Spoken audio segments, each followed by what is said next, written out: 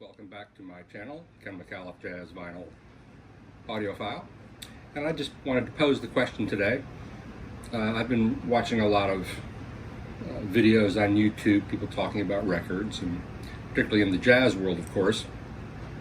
And it strikes me that if you're new to collecting jazz records, you may think the only label that exists is Blue Note and perhaps Prestige. There's a heavy focus on tone poet, obviously, and acoustic productions, analog productions rather, the wonderful work of Joe Harley and Kevin Gray. And then at the other end, we tend to, people go after the EU labels that press from digital, and that is a nasty thing, unless you just want to hear the music. Those labels can be a great introduction to the music if you want it on vinyl. You don't want to pay more than that, but it's a little weird because a Wax Time record can cost you around 23 bucks. You know, you can get a 75th anniversary for around $19, or spend another 10 and get a Blue Note classic. But what strikes me more than anything is that we have there's an obsession with collecting Blue Note records, from every type of Blue Note record, from ones that sell for $2,500, like first pressing Blue Notes from the late 50s or 60s, to the world of the high-res audiophile presses. And what I've found is, because I sell, used Blue Notes online, I sell used records online. It's funny because the whole tone poet thing has, at one hand, I think, helped to drive up the cost of first pressings and make them even more unobtainium-like. And on the other hand, they've sort of hurt the lower market, third pressings, or some Liberty pressings that are third pressings or second pressings. Or even New York pressings. More people want first pressings. It's interesting, people will spend a lot of money on a first pressing, even if it has obvious flaws.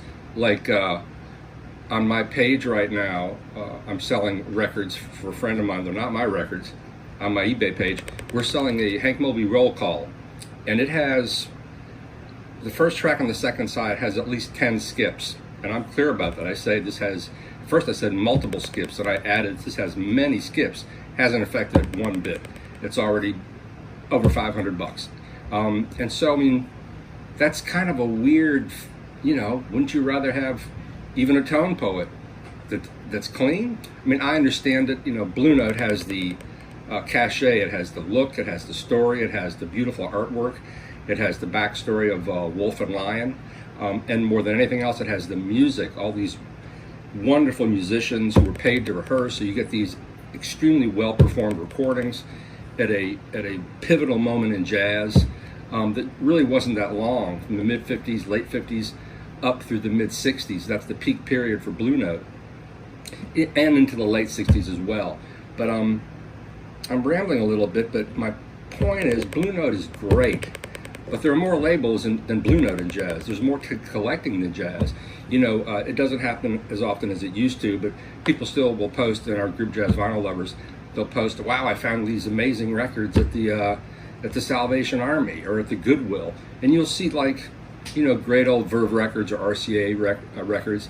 There are hundreds of jazz labels out there that you should pursue. Don't turn your nose down it because maybe it's something you don't know, you haven't seen. Jazz is a big tent. It's huge. The height of jazz's popularity was in the 40s in the big band era, when, really pre-33, pre-vinyl. But, and also that period, the Blue Note period, Lee Morgan's Sidewinder was a hit. And more so than ever, those records are so popular. But there are hundreds of labels. And I urge you to try to jump off for a little while dump off the tone poet, Music Matters, analog productions, boat of obsession with getting the next, when's the next one come out? What's the new release schedule? Well, we don't know what the release schedule is. If you're near any sort of an urban center, a small town, almost every town now has a record store. Around this time last year, a couple years ago, I went upstate, stayed in Hudson, New York, went to all the little record stores up there in each town, Troy, Catskill, Albany, Beacon. Beacon, New York has a fantastic record store with a great jazz department. It's a small jazz department, but it rivals Jazz Record Center easily for the content they have in that collection. And that's another weird thing. People We have young people who come in now who look at the records and they come, hey man, it's a really great collection you have. I'm like, it's not really a collection, you know, this isn't a museum, this is a commercial venture. Anyway, that's neither here nor there. But, you know, look at Yelp and take a weekend and go hit all your local record stores, hit all your local Goodwills. In New York, we never find records in Goodwills, or at least I don't, because everything comes at a price here. You know, but you know, there's so many great labels: Muse, Savoy, Bethlehem, the old RCA Victors, the old Columbias, old Epics. There are a lot of small, one-off, weird labels. There's a whole category of kitsch jazz. I was listening last night to a recording that I dug out. I'm always trying to get rid of records because I have too many records. I was giving records away for a while, but people didn't really seem to be that into it, which almost backs up my thing. For 15 days, I gave away a free jazz record, and I still have a few to send out. And I did it honestly to try to drive up my circulation numbers. I don't know. I try to offer good content based on my knowledge. I was a jazz drummer for a few years. That's why I came to New York City.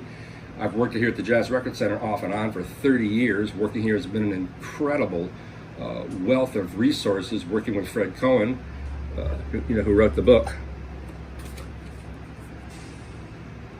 But also just the people who come in the store, and I've learned so much here, and I try to bring that to this channel. But it's a little defeating. I don't have fancy glasses. I don't live in a fancy apartment. But my numbers just kind of sit there, and I'd like to get a bigger channel so I can do this more often. The more subscribers, the more hits I have, the little more money I make, the more I can do this.